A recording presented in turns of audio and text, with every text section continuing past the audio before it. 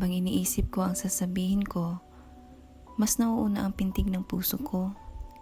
Hindi sa kinakabahan ako, pero malaki ang aking pasasalamat sa aking pamilya, sa aking katuwang, sa ating Panginoon, at sa aking mga karanasan.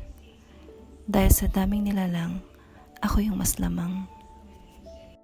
Lamang na ang kahulugan ay pasasalamat, pag-uunawa, pagbibigayan, at walang hanggang pag-ibig. At kung ito'y iyong naririnig, ipagdarasal ko sa langit na ikaw ang ipalit para iyong makamit ang matagal nang ninanais ng iyong pusong malinis, ang buhay na ninanais.